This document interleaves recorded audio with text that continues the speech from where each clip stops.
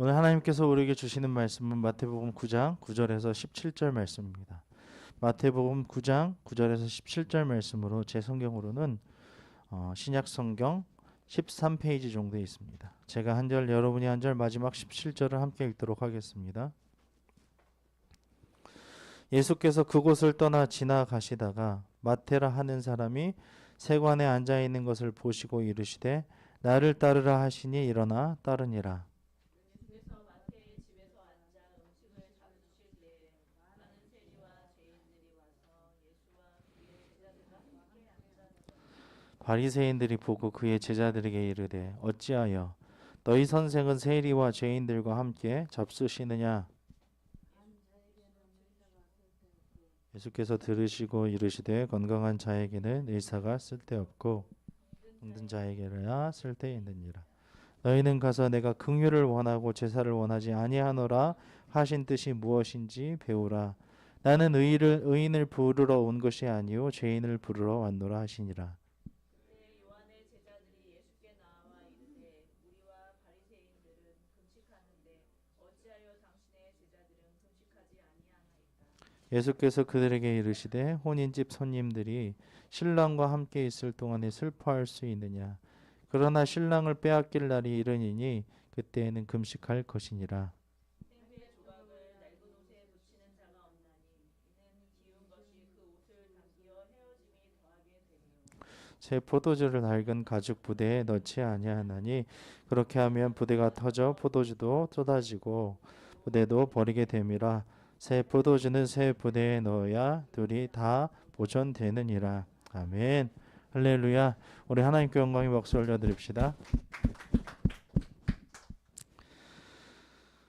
사람이 자신이 모르는 것을 인정하기가 참 힘들죠. 왜냐하면 나는 다 안다라고 생각할 수 있으니까요. 저 자체도 뭔가를 다 안다고 생각하고 뭐 이렇게 대화할 때가 많이 있습니다. 참 반성할 점이고 또한 다르게 생각해야 되는 점인데요.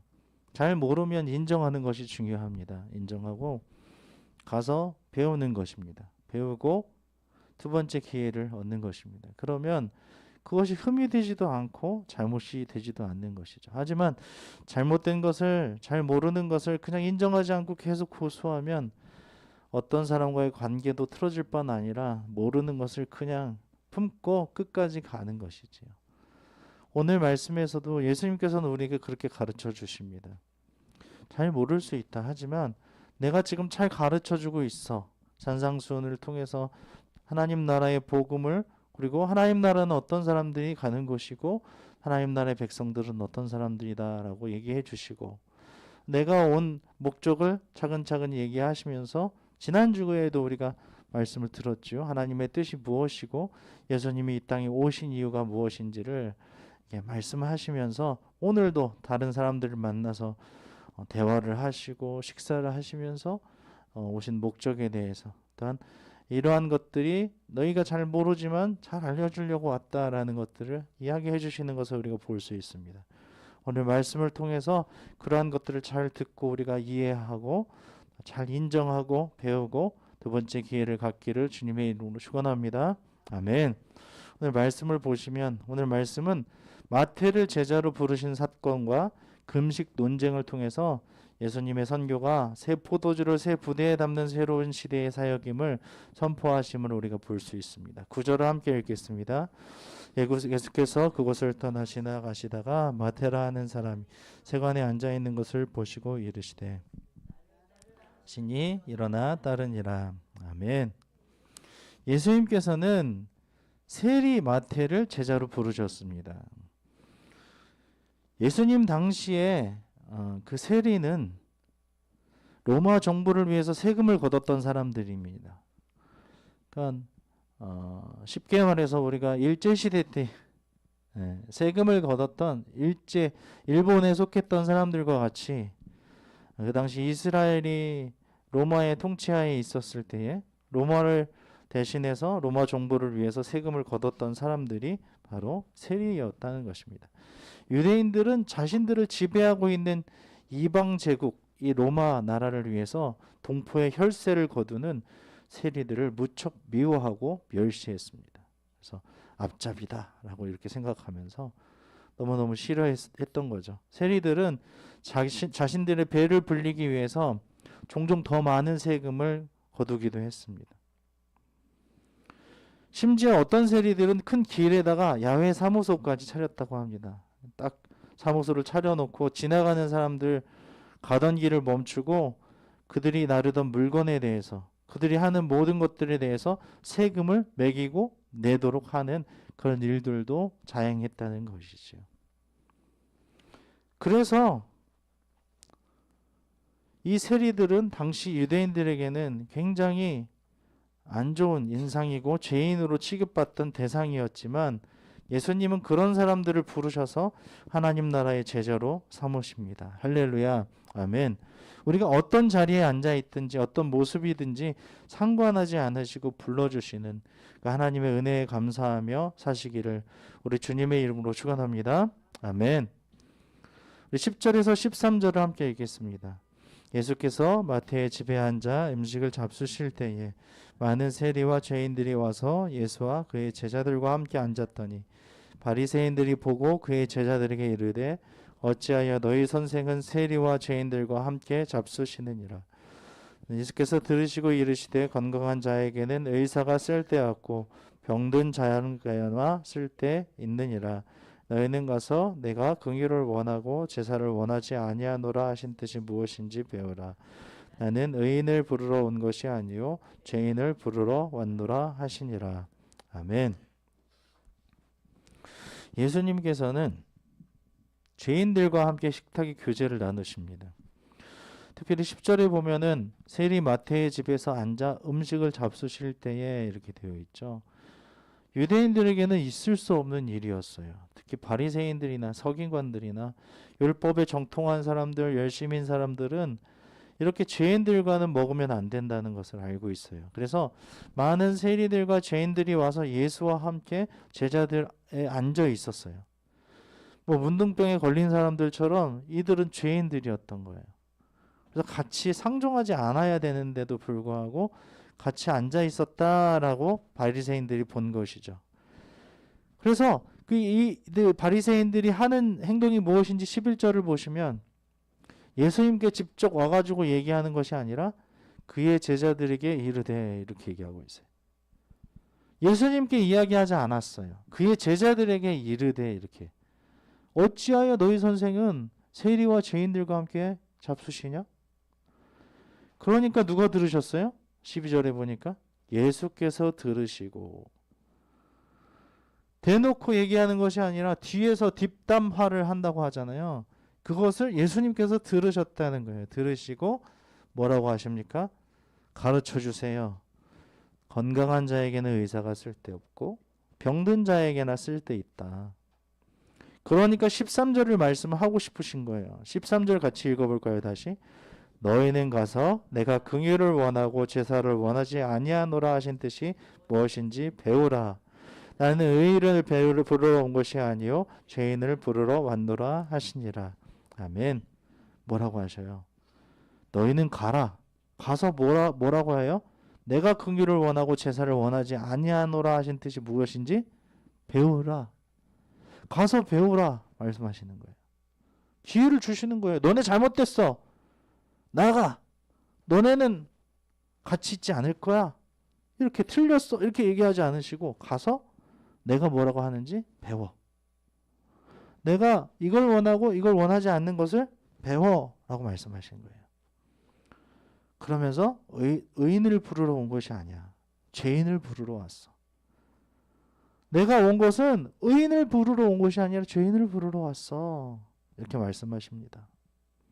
이게 얼마나 놀라운 일입니까? 예수님이 세리와 죄인들과 함께 음식을 먹는 모습은 이 바리새인들에게는 굉장히 나쁜 그런 광경이었어요. 안 좋은. 자신들의 정결 예법을 깨트린 충격적인 사건이었습니다.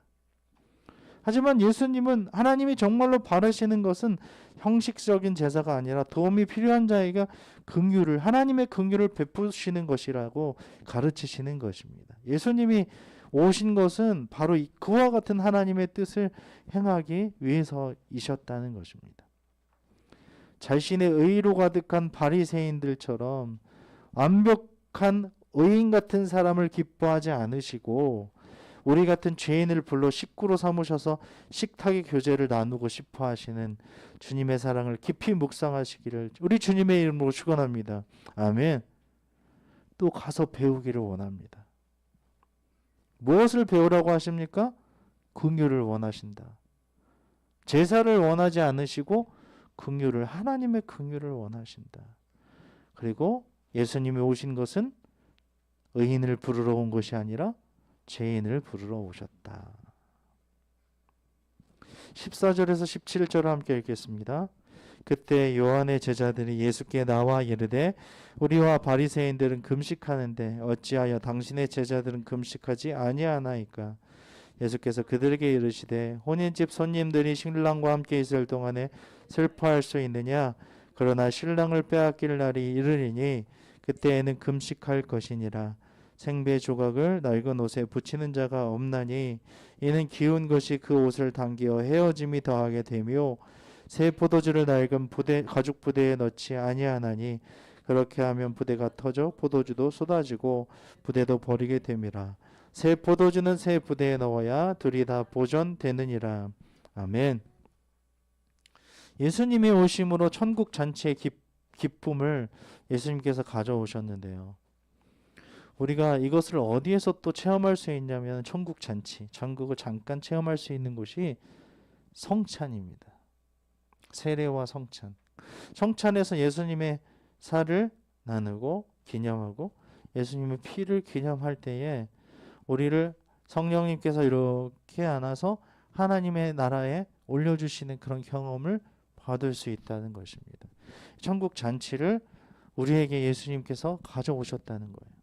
그 기쁨을. 그러므로 예수님이 함께 계시는 동안에는 금식하며 슬퍼할 이유가 없다고 말씀하십니다. 그런데 14절에 보니까 누가 이렇게 얘기합니까?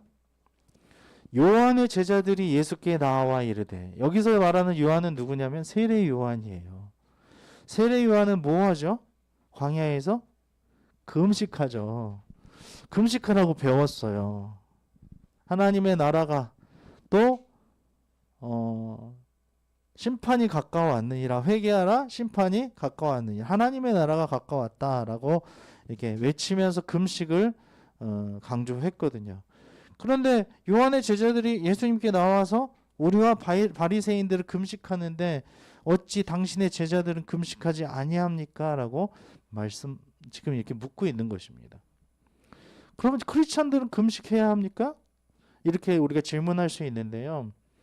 예수님이 말씀하신 것은 예수님은 자신이 제자들과 더불어 땅 위에 있는 기간을 혼인잔치에 비유하신 것입니다. 그래서 잔치 중에 금식이 적절하지 못하다고 말씀하신 거예요. 왜? 신랑이 있는데 금식을 할 필요가 없다는 것이죠. 신랑이 있는 혼인잔치에 금식이 웬 말입니까? 잔치를 벌이고 기뻐해야 되죠.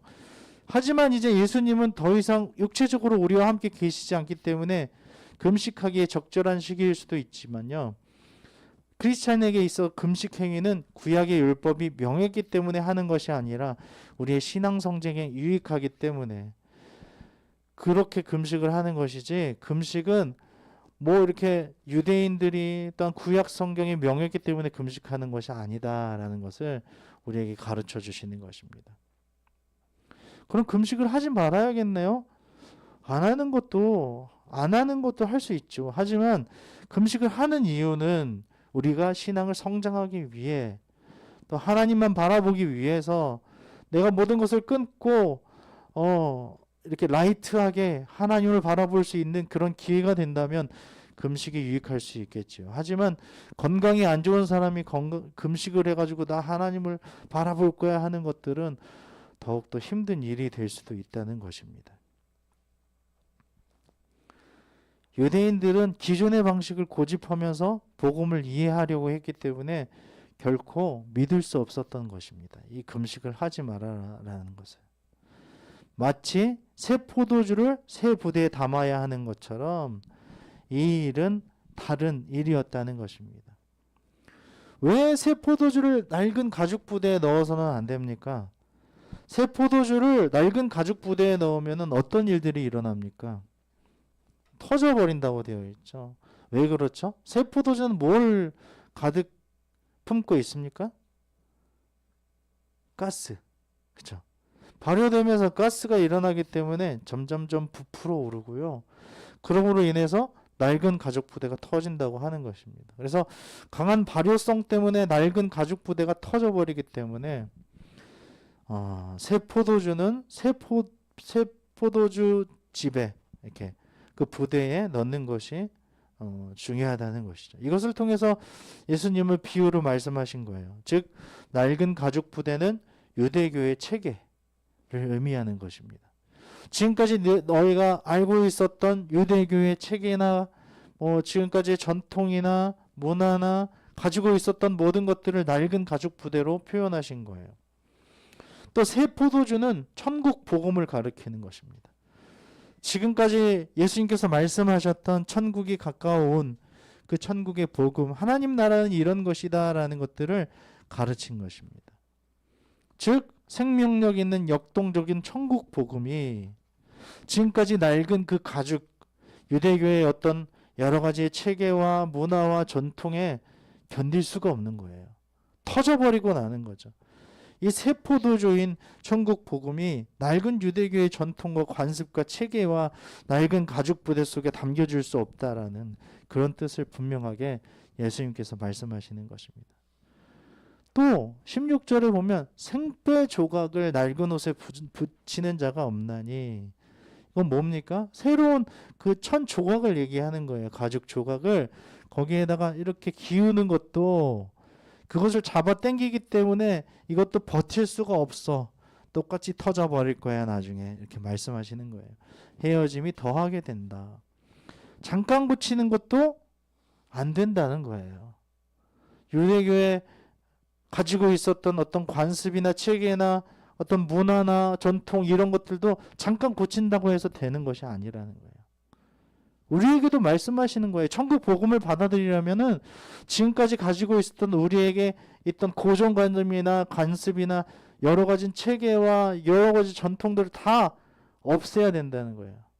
다 내려놓고 천국 복음을 받아들여야지만 그 새로운 복음을 새로운 가죽에 담아서 누릴 수 있다라는 사실을 우리에게 알려주시는 것이에요. 예수님의 사역을 통해서 보여주신 이 천국 복음은 새로운 체계로 받을 수 있기 때문에 예수님께서 이렇게 말씀하시는 거예요. 하나님께서 우리 속에 부어주신 새로운 마음으로 새 시대의 복음에 걸맞는 삶을 사시기를 우리 주님의 이름으로 축원합니다. 아멘.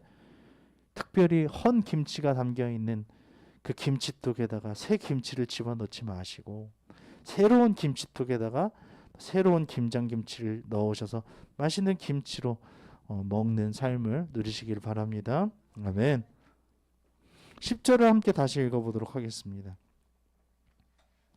예수께서 마태의 집에 앉아 음식을 납치실 때에 많은 세리와 죄인들이 와서 예수와 그의 제자들과 함께 앉았더니, 마태는 회심의 기쁨을 나누기 위해서, 회심이라는 것은 예수님을 믿겠다고, 예수님의 그 천국 복음을 받아들이겠다는 어떤 결심을 나누기 위해서 자기 집에 사람들을 초대하고 잔치를 베풀고 자기와 같은 죄인들 그 친구들과 예수님을 초대했던 것을 우리가 볼 수 있습니다. 솔직히 자기 집을 공개한다는 것은 매우 힘든 일입니다. 청소도 해야 되고 자기가 맡고 있었던 일도 있었는데 그런 것들을 잘 정리하면서 자기 집도 공개하면서 잔치를 베푼다는 것도 음식을 준비해야 되는 것이기 때문에 매우 힘든 일이에요. 예수님을 모신다는 것은 그러한 일들이라는 것입니다.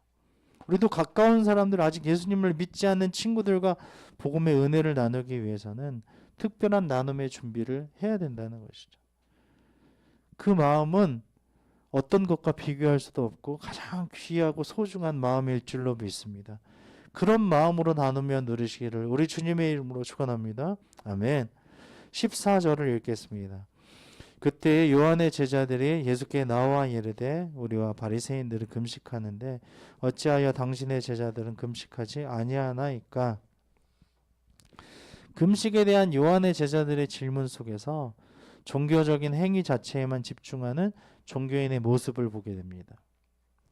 세부도주 세부대 우리가 말씀드린 것과 같이 우리가 가지고 있는 것들을 내려놓는 그런 작업이 필요합니다.